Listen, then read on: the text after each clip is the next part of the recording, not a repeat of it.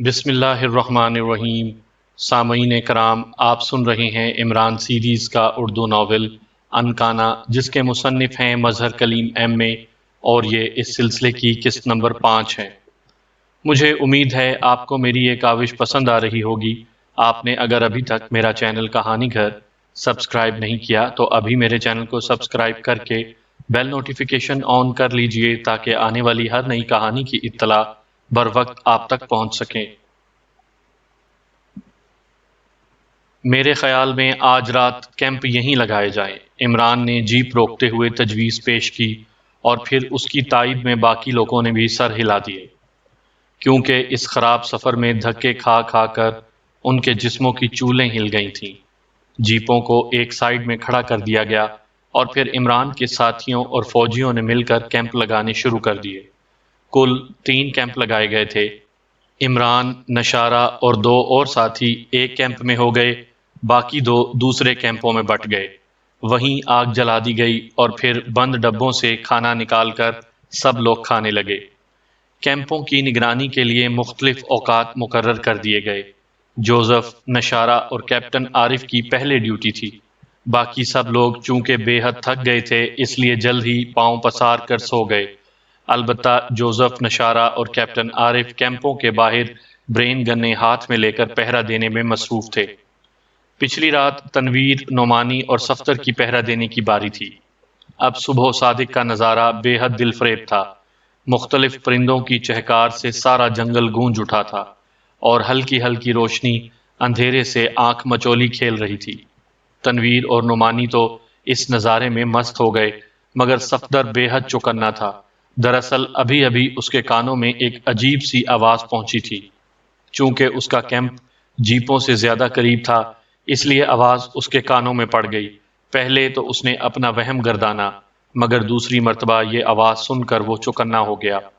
یہ آواز جیپوں کی دوسری طرف سے آ رہی تھی۔ چنانچہ وہ آہستہ آہستہ چلتا ہوا جیپوں کی طرف بڑھنے لگا۔ اس کے ہاتھ میں کسی بھی ناگہانی افتاد سے نپٹنے کے لیے برین گن موجود تھی۔ اس کی انگلی ٹریگر دبانے کے لیے پوری طرح تیار تھی۔ وہ ایک جیپ کے قریب جیسے ہی پہنچا، اچانک اسے محسوس ہوا جیسے کوئی آدمی جیپ کا دروازہ کھول کر دوسری طرف کودا ہو۔ پھر دوسرے لمحے وہ جھک کر جیپ کے آگے رینگتا ہوا دوسری طرف آیا۔ وہاں کوئی بھی موجود نہیں تھا۔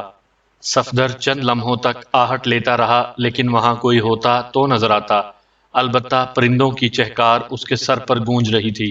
اس نے ایک طویل سانس لی اور پھر کھڑا ہو گیا۔ اب اسے اپنے وہم پر خود ہی ہنسی آ گئی۔ اس نے سنا تھا کہ جنگل میں ایسی آوازیں اور سرسراہٹیں عام طور پر محسوس ہوتی ہیں کہ آدمی شک میں مبتلا ہو جاتا ہے۔ اس نے اطمینان کے لیے جیپ کا دروازہ کھولا اور اندر جھانکا اور اندر کے ماحول کا جائزہ لینے لگا۔ تمام سامان موجود تھا۔ اس نے دوسری جیپ کا بھی اندر سے جائزہ لیا اور پھر اطمینان سے قدم اٹھاتا ہوا واپس کیمپ کی طرف چل پڑا۔ اب اسے کیا معلوم تھا کہ قریب ہی درخت کی اوٹ سے 2 آنکھیں صفدر کے اطمینان پر مسکرا رہی تھیں۔ گولڈ مین کو چیف آفیسر کی آمد تک لاک اپ میں بھیج دیا گیا۔ لاک اپ میں گولڈ مین اکیلا تھا۔ باہر ایک سپاہی رائفل لیے پہرا دے رہا تھا۔ گولڈ مین چند لمحے بیٹھا کچھ سوچتا رہا، پھر اس نے کوٹ کے اندر ہاتھ ڈالا اور بغل کے نیچے سے چمٹی ہوئی ایک چمڑے کی پیٹی سے ایک چھوٹا سا آلہ باہر نکال لیا۔ یہ ایک چپٹا سا پسٹل نما آلہ تھا۔ اس نے آلہ نکال کر ادھر ادھر دیکھا۔ سپاہی اس کی طرف متوجہ نہیں تھا۔ گولڈ مین اٹھ کر دور کونے میں چلا گیا۔ اس نے آلے کا پچھلا حصہ دبایا تو آلے کی نوک سے ایک پتلی سی سوئی باہر نکل آئی جو تیزی سے گھوم رہی تھی۔ گولڈ مین نے وہ سوئی دیوار کے ساتھ لگا دی۔ دیوار گو سیمٹ کے بلاکوں سے بنی ہوئی تھی، لیکن وہ سوئی اس میں تیزی سے گھستی چلی گئی جیسے وہ سیمٹ کے بجائے موم کی بنی ہوئی ہو۔ جلد ہی پوری سوئی دیوار میں گم ہو گئی۔ چند لمحے گولڈ مین رکا رہا، پھر اس نے سوئی واپس کھینچ لی۔ اب دیوار میں ایک باریک سا سوراخ تھا۔ سوراخ اتنا باریک تھا کہ بغور دیکھنے کے باوجود بھی نظر نہیں آ سکتا تھا۔ پھر اس نے ایک اور بٹن دبایا، سوئی تو واپس چلی گئی، البتہ آلے میں سے ہلکی ہلکی آواز آنے لگی۔ Hello hello, head quarter speaking, over. دوسری طرف سے ہلکی سی آواز آئی، Goldman speaking from Tanganyika, over. Goldman نے جواب دیا۔ گولڈ مین، تم ٹانگانیکا پہنچ چکے ہو؟ کیا بات ہے، تم نے پوائنٹ 4 پر کیوں بات کی ہے؟ اوور، دوسری طرف سے آواز آئی۔ لہجے میں ہلکی سی پریشانی تھی۔ پھر گولڈ مین نے تمام حالات بتا دیے۔ اس کا مطلب ہے تم خطرے میں ہو۔ ٹھیک ہے، ہم ابھی ٹانگانیکا کو کال کر کے تمہارے متعلق اطلاع دے دیتے ہیں۔ جلدی ہی تمہیں رہا کروا لیا جائے گا۔ اوور، دوسری طرف سے آواز آئی۔ Okay sir, over, Goldman نے مودبانہ لہجے میں جواب دیا۔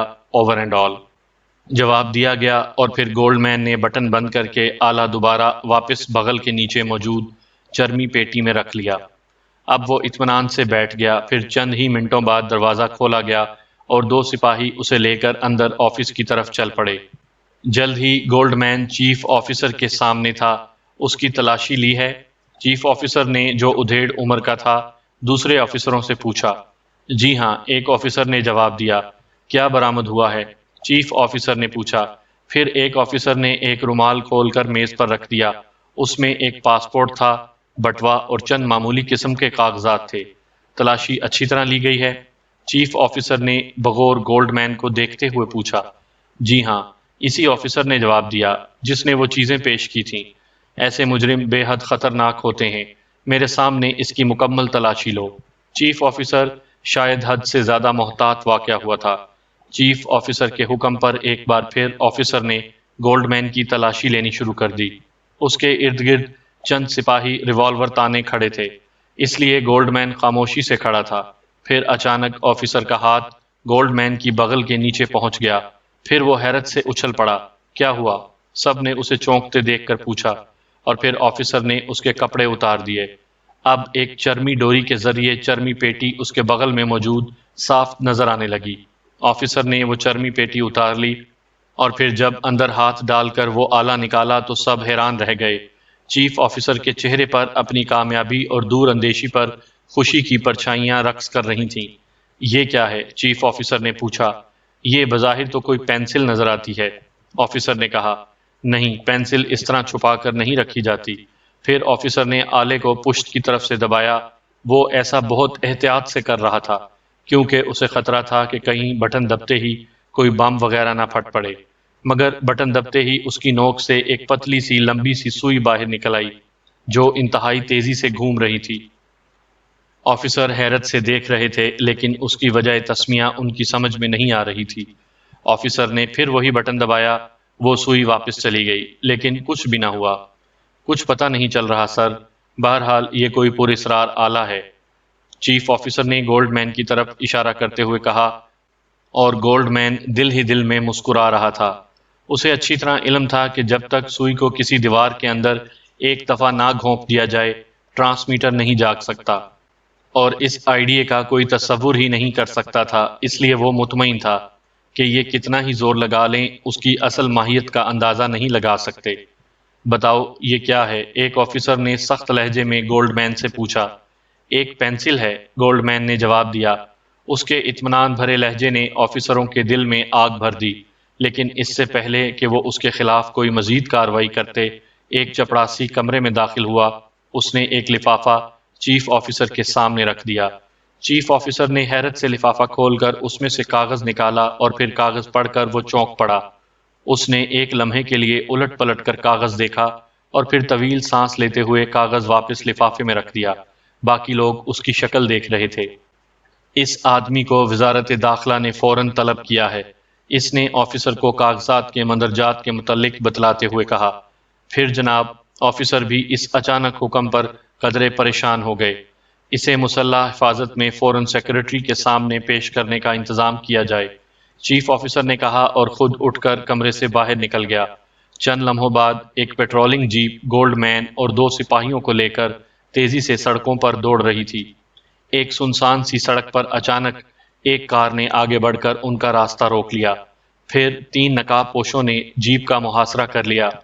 پھر 3 اور نقاب پوش بھی، جو شاید سڑک کے سائیڈوں میں چھپے ہوئے تھے، آگے بڑھائے۔ دوسرے لمحے وہاں سپاہیوں کی چیخیں گونج اٹھیں۔ سائلنسر لگے ریوالور سے نکلی ہوئی گولیاں ان کے سینوں پر پڑی تھیں۔ یہی حشر ڈرائیور اور اس آفیسر کا بھی، جس کے چارج میں گولڈ مین کو لے جایا جا رہا تھا۔ گولڈ مین کے ہاتھ ہتھکڑیوں سے آزاد کرا لیے گئے۔ اور پھر گولڈ مین کو لے کر وہ نقاب پوش کار میں بیٹھ گئے اور کار تیزی سے آگے بڑھ گئی۔ چند ہی لمحوں بعد گولڈ مین ایک عظیم الشان کوٹھی کے ایک کمرے میں بیٹھا تھا۔ تین نقاب پوش جو اب اپنے نقاب اتار چکے تھے اس کے پاس بیٹھے تھے۔ یہ تینوں غیر ملکی تھے۔ ہیڈ کوارٹر میں میری رہائی کی اطلاع دے دی گئی ہے؟ گولڈ مین نے پوچھا۔ جی ہاں، ایک غیر ملکی نے جواب دیا۔ ٹھیک ہے، اب تم ذرا اپنے آدمیوں سے پتہ کرو کہ عمران اور اس کے ساتھی کیا انکانا قبیلے کی طرف چل پڑے ہیں؟ گولڈ مین نے ایک اور ہدایت کی۔ بہتر، میں ابھی پتہ کرتا ہوں، ایک نے جواب دیا، اور پھر گولڈ مین نے عمران کا حلیہ تفصیل سے بتلا دیا۔ حلیہ سن کر ایک آفیسر اٹھ کر کمرے سے باہر نکل گیا۔ میرے باقی ساتھیوں کا کیا ہوا؟ گولڈ مین نے پوچھا۔ وہ پولیس مقابلے میں مارے گئے، ایک غیر ملکی نے جواب دیا۔ اوہ! گولڈ مین ایک طویل سانس لے کر رہ گیا۔ پھر تھوڑی دیر بعد وہی آفیسر کمرے میں داخل ہوا۔ ہدایات دے دی گئی ہیں، جلد ہی عمران کے متعلق اطلاعات مل جائیں گی، غیر ملکی نے گولڈ مین سے کہا، اور گولڈ مین نے جواب میں سر ہلا دیا۔ پھر عمران وغیرہ کے متعلق انہیں دوسرے دن اطلاع ملی، وہ بھی مبہم سی، کہ ایک پارٹی 2 جیپوں میں افریقہ کے وسط کی طرف چلی گئی ہے۔ اس کے لیڈر اور قد و قامت سے گولڈ مین نے اندازہ لگایا کہ یہ ضرور عمران اور اس کے ساتھی ہوں گے۔ حلیہ تو گو ویسا نہیں تھا، لیکن قد و قامت عمران جیسا ہی بیان کیا گیا تھا۔ ہمیں ان کا تعاقب کرنا چاہیے۔ آپ مجھے 4 آدمی اور جیپ دیں، میں راستے میں ہی ان کا خاتمہ کرنا چاہتا ہوں، گولڈ مین نے غیر ملکیوں سے کہا۔ مگر اطلاع کے مطابق وہ لوگ تو تعداد میں کافی ہیں، ایک غیر ملکی جو شاید ٹانگانیکا کا مقامی انچارج تھا نے جواب دیا۔ میں جانتا ہوں، وہ رات کو یہاں سے تقریباً 100 کلومیٹر دور کیمپ لگائیں گے۔ ہم ایک اور راستے سے وہاں پہنچ جائیں گے، اور پھر میرا ارادہ ہے کہ رات کو جب وہ لوگ سو رہے ہوں ان کی جیپوں میں وائرلیس بم فٹ کر دوں، اور پھر دوسرے دن جب وہ لوگ سفر کریں تو وائرلیس بم چارج کر دیے جائیں گے۔ اس طرح وہ لوگ ختم ہو جائیں گے، گولڈ مین نے پروگرام بتلایا۔ ٹھیک خیال ہے، یہ بہتر رہے گا، مقامی انچارج نے جواب دیا۔ پھر گولڈ مین ایک جیپ میں 4 آدمی لے کر ایک اور راستے سے چل پڑا۔ یہ راستہ گو کافی حد تک خراب تھا، لیکن پھر بھی وہ ماہرانہ انداز میں جیپ دوڑاتا ہوا آگے بڑھتا رہا۔ ایک آدمی آنکھوں سے دوربین لگائے مسلسل ادھر ادھر چیکنگ کر رہا تھا۔ شام پڑ چکی تھی، پھر دور انہیں 2 جیپیں جاتی ہوئی نظر آ گئیں۔ درمیان میں موجود چھدرے درختوں کی وجہ سے وہ جیپیں کبھی کبھی نظر آ جاتی تھیں، گو ان کے درمیان کافی فاصلہ تھا، مگر طاقتور دوربین کی وجہ سے وہ نظر آ جاتی تھیں۔ جلد ہی دونوں جیپیں رک گئیں، گولڈ مین نے بھی جیپ روک لی، اور پھر وہ خود دوربین سنبھال کر ایک انتہائی اونچے درخت پر کسی بندر کی طرح چڑھتا چلا گیا۔ چوٹی کے قریب پہنچ کر اس نے دوربین آنکھوں سے لگائی۔ گو کافی حد تک اندھیرا چھا چکا تھا، مگر اب بھی مدھم سا نظر آ رہا تھا۔ اس نے دیکھا کہ جیپوں کے قریب کیمپ لگائے جا رہے ہیں۔ جب گہرا اندھیرا چھا گیا تو وہ ایک طویل سانس لیتا ہوا درخت سے نیچے اتر آیا۔ اس نے 2 آدمیوں کو اپنے ساتھ لیا، اور پھر جیپ سے 2 چھوٹے چھوٹے وائرلیس بم جیب میں ڈال لیے، اور پھر وہ تینوں تیزی سے اس طرف بڑھنے لگے۔ کافی دور چلنے کے بعد وہ عمران کے کیمپ کے قریب پہنچ گئے۔ تم دونوں قریبی درختوں پر چڑھ جاؤ، اور خیال رکھنا کہ اگر کوئی گڑبڑ کرے تو بلا تکلف گولی مار دینا، گولڈ مین نے اپنے دونوں ساتھیوں سے کہا۔ اور وہ دونوں بندروں کی طرح درختوں پر چڑھتے چلے گئے، لیکن اتنی احتیاط سے کہ ہلکی سی سرسراہٹ بھی نہ ہوئی۔ گولڈ مین نے جیپوں کی آڑ سے کیمپوں کی طرف نگاہ ڈالی تو اسے تینوں کیمپوں کے سامنے 3 آدمی پہرا دیتے نظر آئے۔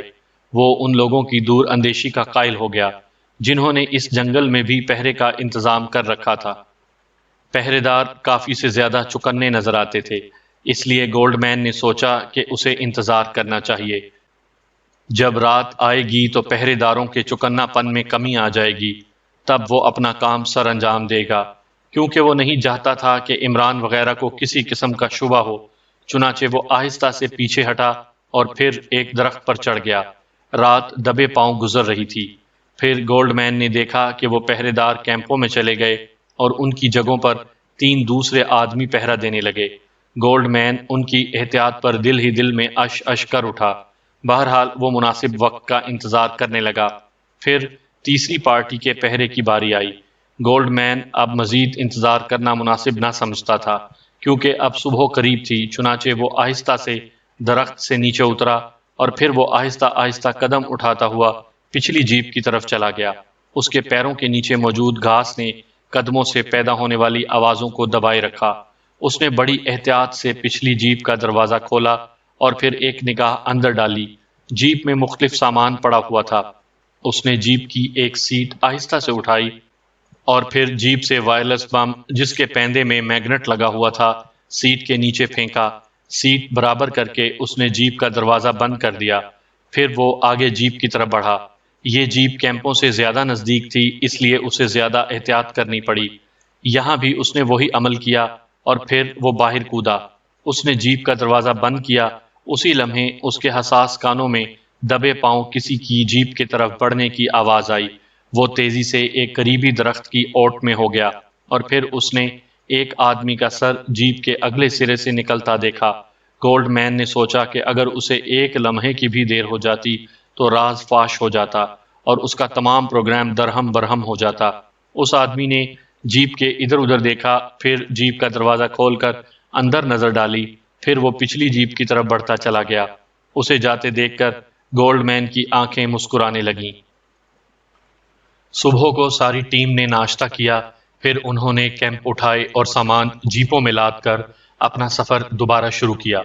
جیپیں آہستہ آہستہ آگے بڑھ رہی تھیں۔ عمران صاحب، رات ایک عجیب واقعہ ہوا۔ صفدر صبح سے اس ششو پنج میں تھا کہ عمران کو رات کو اپنے وہم کے بارے میں بتلائے یا نہیں۔ آخر اس سے رہا نہ گیا، چنانچہ اس نے عمران کو بتلانے کا فیصلہ کر لیا۔ کیا واقعہ ہوا میاں دختر؟ کہیں کوئی بھوت تو نظر نہیں آ گیا؟ عمران نے حماقت آمیز لہجے میں کہا۔ آپ کے ہوتے ہوئے بھلا کسی اور بھوت کی کیا گنجائش ہو سکتی ہے؟ صفدر نے جواباً چوٹ کی۔ یہ بات ہے تو دھیان رکھنا، اگر میں چمٹ گیا تو پیر گاڑے شاہ سے تعویذ لیتے پھرو گے۔ عمران نے مسکراتے ہوئے کہا۔ آپ کو اتارنے کے لیے تو صرف ایک پیر کافی ہے۔ صفدر کی طبیعت بھی آج حاضر تھی، اس لیے وہ بھی ترکیبہ ترکی جواب دے رہا تھا۔ وہ کون سا؟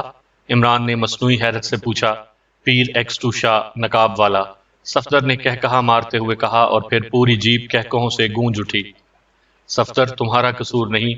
تم سمجھ رہے ہو کہ ایکسٹو یہاں جنگل میں کہاں ہماری باتیں سن رہا ہوگا، اس لیے جو مرضی کہہ دو، مگر یہ یاد رکھنا وہ واقعی پیر ایکسٹو شاہ ہے۔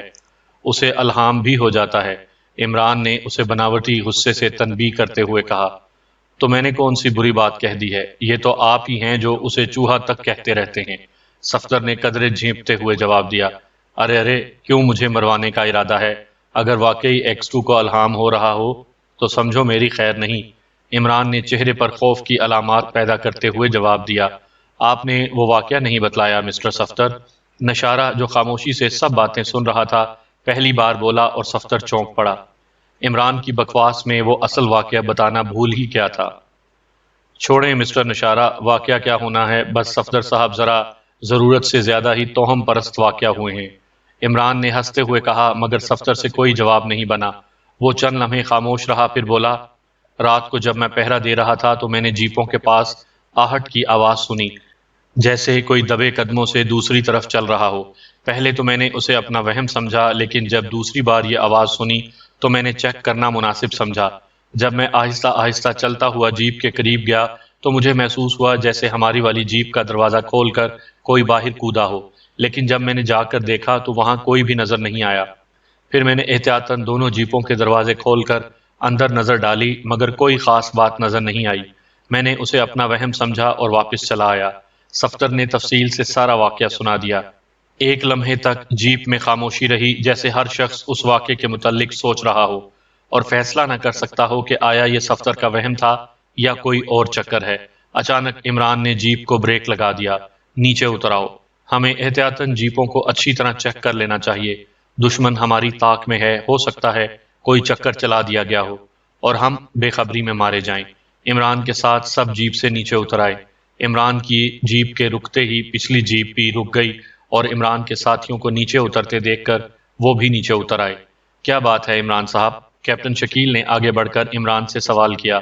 جیپوں کا سامان نیچے اتارو، ہمیں جیپ کی تلاشی لینی ہے۔ عمران نے بڑی سنجیدگی سے کہا اور پھر جیپ سے سامان نیچے اتارا جانے لگا۔ سب سے پہلے عمران کی ہدایات پر تمام اسلحہ جیپ سے نکالا گیا اور پھر خورد و نوش کا سامان اتارا گیا۔ ابھی خورد و نوش کا آخری پیکٹ جیپ سے نکلا تھا کہ عمران نے اپنی جیپ کی سیٹ کے نیچے ایک شعلہ سا چمکتے دیکھا۔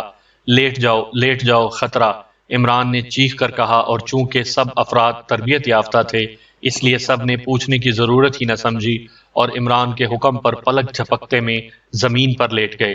دوسرے لمحے ہولناک دھماکے ہوئے اور دونوں جیپوں کے پرزے ہوا میں اڑ گئے۔ جب گرد و غبار چھٹا تو تمام لوگ اٹھے، مگر 2 آدمی ملبے کی زد میں آ کر شدید زخمی ہو چکے تھے۔ باقیوں کو تھوڑی بہت خراشیں ہی آئی تھیں۔ یہ دونوں ملٹری انٹیلیجنس کے آدمی تھے۔ پھر چند ہی لمحوں بعد کیپٹن عارف نے دم توڑ دیا۔ جیپ کے ملبے نے اس کے سینے کی ہڈیاں توڑ دی تھی۔ ابھی اسلحہ بچ گیا تھا، وہ کافی دور رکھا گیا تھا۔ اگر وہ بھی قریب پڑا ہوتا تو جیپوں کے ساتھ ساتھ کسی آدمی کا ایک ٹکڑا بھی دستیاب نہ ہوتا۔ عمران اور دیگر لوگوں کو بھی ہلکی سی خراشیں آئی تھیں، مگر وہ ایسی خطرناک نہیں تھیں جن کو خطرناک کہا جا سکے۔ عمران اور اس کے ساتھیوں نے سب سے پہلے زخمی سارجنٹ کو طبی امداد دینے کی کوشش کی، مگر کیپٹن عارف کے تھوڑی دیر بعد وہ بھی چل بسا۔ اسے دماغی چوٹ آئی تھی۔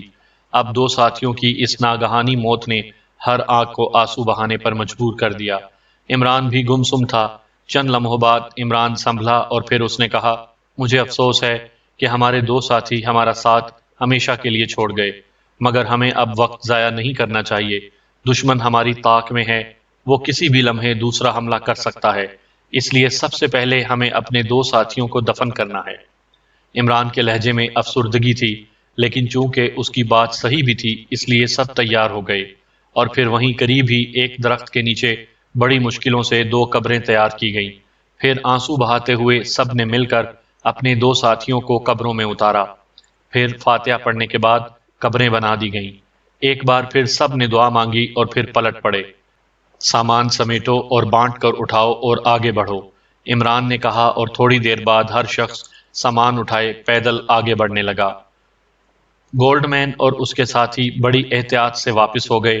تھوڑی دیر بعد وہ لوگ اپنی جیپ پر پہنچ چکے تھے۔ کام ہو گیا باس؟ ایک آدمی جو جیپ کے پاس کھڑا تھا اس نے پوچھا۔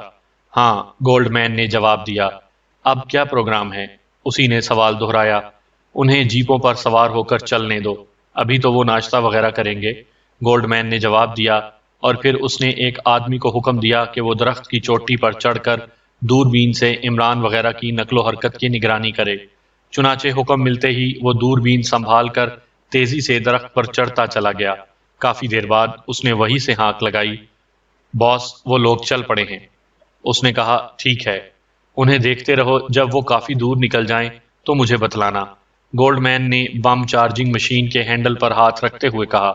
تھوڑی دیر اور گزر گئی، پھر اس آدمی نے کہا، باس اب وہ کافی دور جا چکے ہیں، درختوں کی آڑ سے اب وہ کبھی کبھی نظر آتے ہیں۔ اس آدمی نے کہا، اوکے ٹھیک ہے، گولڈ مین نے جواب دیا، اور پھر اس کے لبوں پر ایک زہریلی مسکراہٹ دوڑ گئی۔ اس نے پوری قوت سے ہینڈل دبا دیا۔ ایک لمحے بعد دور سے 2 دھماکوں کی آوازیں آئیں۔ وہ مارا، ویری گڈ باس، دوربین والے نے خوشی سے چلاتے ہوئے کہا۔ باس، درختوں کے پیچھے سے شعلے نکلتے مجھے صاف نظر آ رہے ہیں، درخت پر موجود آدمی نے گولڈ مین کو رپورٹ دی۔ تو کیا جلتی ہوئی جیپیں تمہیں نظر نہیں آ رہی؟ گولڈ مین نے اونچی آواز میں پوچھا۔ نو سر، آپ نے جب بم بلاسٹ کیے ہیں اسی وقت جیپیں درختوں کے پیچھے تھی، اس آدمی نے جواب دیا۔ اچھا، نیچے اتر آؤ، ہم خود وہاں چل کر ان کے مدفن کا نظارہ کرتے ہیں، گولڈ مین نے کہا، اور پھر وہ آدمی درخت سے نیچے اتر آیا۔ میرا خیال ہے جیپ پر چلیں، جیپ پر موجود ایک آدمی نے تجویز پیش کی۔ نہیں، ہمیں پیدل چلنا چاہیے، کیونکہ ایک تو جیپ کا درمیان سے گزر کر وہاں پہنچنے کا راستہ نہیں ہے، دوسرا ہمیں وہاں کی صحیح پوزیشن کا بھی اندازہ نہیں، اس لیے پیدل ہونے کی وجہ سے ہم ہر صورت میں احتیاطی تدابیر پر عمل پیرا ہو سکتے ہیں، گولڈ مین نے جواب دیا۔ پھر سب نے گولڈ مین کی تائید میں سر ہلا دیے۔ اسلحہ تو ساتھ لے لو، گولڈ مین نے کہا، اور خود بھی جیپ سے ایک مشین گن اٹھا لی۔ پھر وہ تینوں مسلح ہو کر تیز تیز قدم اٹھاتے ہوئے اس طرف چل پڑے جہاں جیپیں تباہ ہوئی تھیں۔ جیپیں چونکہ کافی دور جا چکی تھیں اس لیے انہیں پیدل چلتے چلتے کافی وقت ہو گیا۔ پھر انہیں تباہ شدہ جیپیں نظر آ گئیں۔ وہ احتیاطاً درختوں کے پیچھے چھپ کر دیکھتے رہے، لیکن جب انہوں نے وہاں کسی قسم کی نقل و حرکت نہ دیکھی تو پھر وہ احتیاط سے قدم اٹھاتے ہوئے جیپوں کے قریب پہنچ گئے۔ گولڈ مین نے ادھر ادھر گھوم کر اچھی طرح جیپوں کے ملبے کو چیک کیا، مگر پھر یہ دیکھ کر اس کی پیشانی پر سلوٹیں پڑ گئیں کہ وہاں کوئی لاش موجود نہ تھی اور نہ ہی کوئی انسانی عضو۔ اوہ، وہ لوگ بچ گئے ہیں، صرف جیپیں تباہ ہوئی ہیں۔ گولڈ مین کے لہجے میں ناکامی کی جھنجھلاہٹ تھی۔ سر، ادھر دو قبریں بنی ہوئی ہیں۔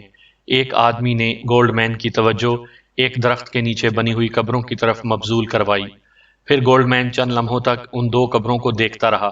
اس کا مطلب ہے صرف دو آدمی ختم ہوئے ہیں، گولڈ مین نے کہا۔ جی ہاں، دو قبروں سے تو یہی محسوس ہوتا ہے، ایک آدمی نے جواب دیا۔ مگر وہ کون سے آدمی ہیں؟ کیا عمران بھی ان دو میں شامل ہے؟ گولڈ مین نے بڑبڑاتے ہوئے کہا۔ میرے خیال میں وہ آگے چلے گئے ہیں، ایک آدمی نے اشارہ کیا۔ ہاں، آثار سے تو یہی معلوم ہوتا ہے، گولڈ مین نے جواب دیا۔ تو کیا ان کا تعاقب کیا جائے؟ ساتھی نے پوچھا۔ ہاں چلو، میں اس بات کی تسلی کرنا چاہتا ہوں کہ وہ احمق نوجوان جو اس ٹیم کا سرغنہ ہے زندہ ہے یا مر گیا ہے، گولڈ مین نے کہا، اور پھر وہ آگے چل دیے۔ نہ جانے وہ کتنی دور نکل گئے ہوں گے، ایک آدمی نے کہا۔ نہیں، ان کے پاس کافی سامان ہوگا، اس لیے آہستہ آہستہ چل رہے ہوں گے، ہم جلد ہی انہیں پکڑ لیں گے، گولڈ مین نے جواب دیا، اور پھر وہ تیز تیز قدم اٹھاتے آگے بڑھنے لگے۔ عمران اور اس کی ٹیم آگے بڑھتی چلی جا رہی تھی۔ عمران بے حد چوکنا محسوس ہو رہا تھا۔ وہ بار بار پیچھے مڑ کر دیکھتا، پھر دور تک کسی کو نہ پا کر وہ آگے چل پڑتا۔ جنہوں نے جیپیں تباہ کی ہیں وہ ضرور ہمیں وہاں نہ پا کر ہمارا تعاقب کریں گے، نشارہ نے عمران سے کہا۔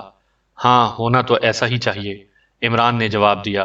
پھر ٹھیک ہے، آپ لوگ آگے بڑھیں، میں دوربین لے کر کسی درخت پر چڑھ جاتا ہوں، اور اگر دور تک وہ مجھے نظر نہ آئے تو پھر میں آپ سے آ ملوں گا، نشارہ نے تجویز پیش کی۔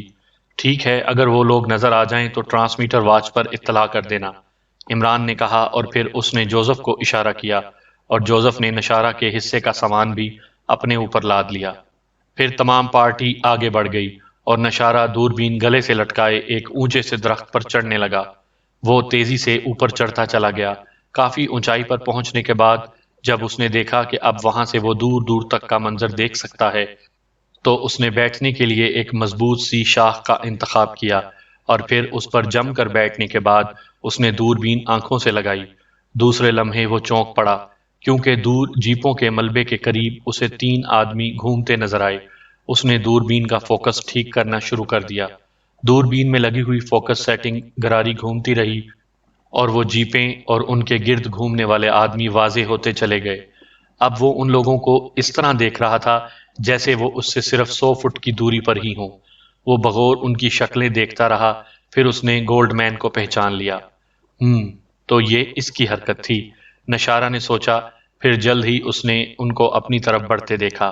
وہ ہاتھوں میں مشین گنیں اٹھائے تیزی سے آگے بڑھ رہے تھے۔ تو یہ تعاقب کرنے کا ارادہ رکھتے ہیں، نشارہ نے دل میں سوچا، اور پھر وہ انہیں دیکھتا رہا۔ وہ لوگ آگے بڑھتے رہے۔ جب وہ کافی قریب آ گئے تو نشارہ نے دستی گھڑی کا ونڈ بٹن کھینچا۔ گھڑی کا ایک نقطہ سرخ ہو گیا۔ وہ گھڑی کو کان سے لگائے رہا۔ جلد ہی رابطہ مل گیا۔ Hello, Imran speaking. دوسری طرف سے عمران کی آواز سنائی دی۔ بلیک زیرو دس اینڈ، نشارہ جو در حقیقت بلیک زیرو ہی تھا نے کہا۔ وہ میک اپ میں اجنبی مسافر کی طرح عمران کی پارٹی کے ہمراہ آیا تھا۔